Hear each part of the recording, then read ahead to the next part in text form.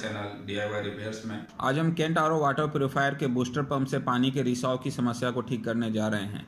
जब water purifier चालू होता है तो आप देख सकते हैं कि बूस्टर पंप से पानी कैसे लीक हो रहा है। जब रिसाव बहुत कम होता है तो इसे आसानी से नहीं देखा जा सकता है, लेकिन जब बाहरी पारदर्शी प्लास्टिक कवर जल वाष्प और पानी के बूंदों के कारण धुंधला हो जाता है तो हम आसानी से कह सकते हैं कि मशीन में कहीं रिसाव है।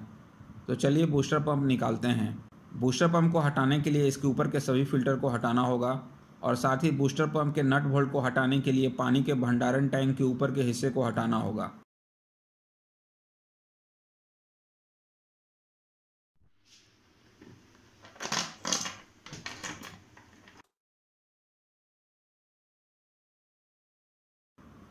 यह बूस्टर पंप है, तो चलिए इसके हेड को खोलते हैं। इसमें जो स्क्रू लगा हुआ हेक्सागोनल टाइप है, तो आप एलन की या हेक्सागोनल स्क्रू ड्राइवर की मदद से खोल सकते हैं।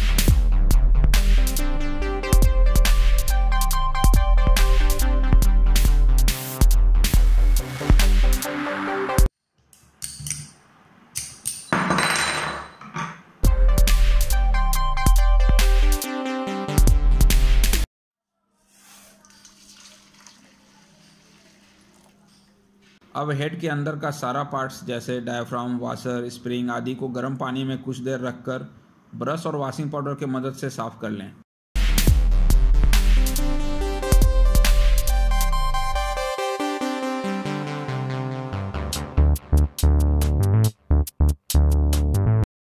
हेड के सारे पार्ट्स को साफ करने के बाद आइए इसको वापस लगाते हैं।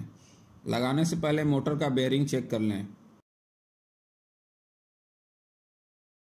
इसमें 2 कट है। बड़ा कट मोटर के बेस की तरफ होगा और छोटा कट ऊपर की ओर होगा।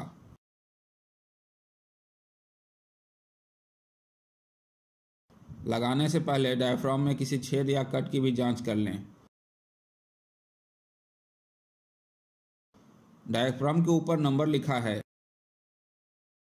यहाँ 37 लिखा है, इसके ऊपर 41 लिखा है और तीसरे वाले पर 47 लिखा हुआ है। इसी तरह से हर वाशर पर भी नंबर लिखा हुआ है। नंबर को मैच करके ही वाशर को डायाफ्राम पर लगाएं। वाशर के दोनों छेद को डायाफ्राम के उभरे हिस्से पर ठीक से बैठाना है।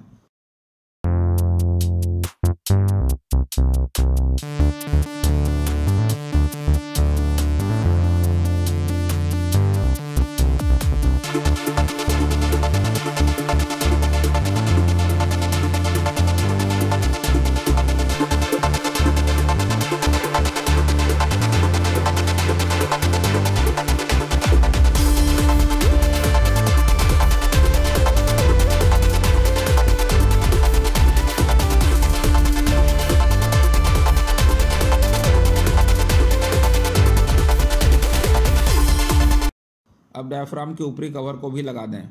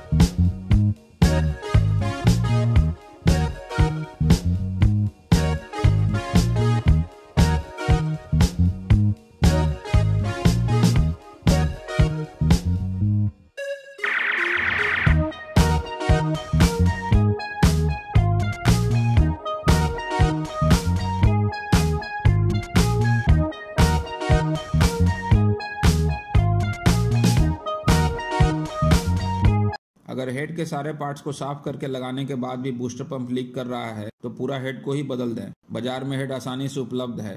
हेड बदलने के लिए हमें सिर्फ 3 स्क्रू को ही खोलना है जो मोटर के बॉडी के साथ कसा हुआ है।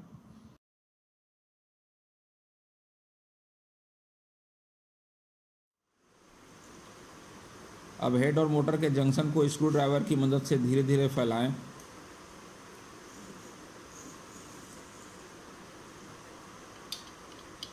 और बाहर की तरफ खींचते हुए हेड को निकाल लें।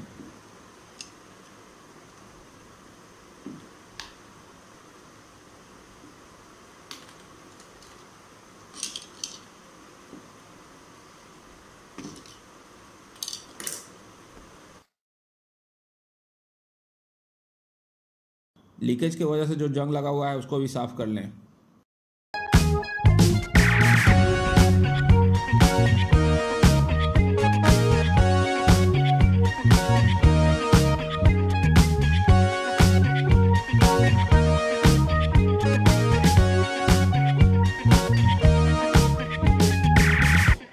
अब हेड को मोटर में कस दें।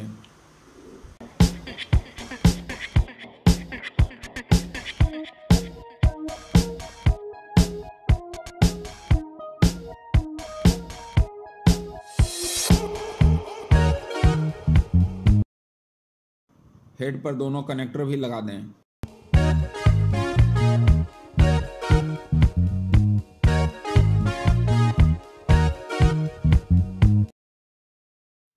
आइए अब बूस्टर पंप को चेक करते हैं।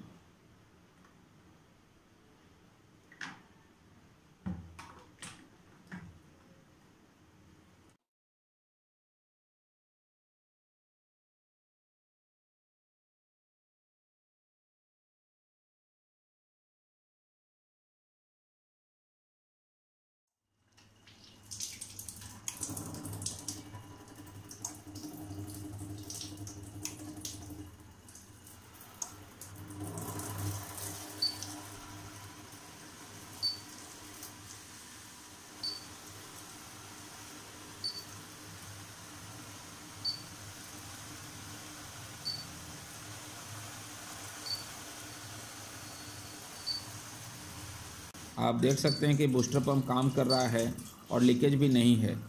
बीप की आवाज़ जो आप सुन रहे हैं वो असल में यूवी लाइट ब्लास्ट में नहीं जोड़ने की वजह से आ रही है।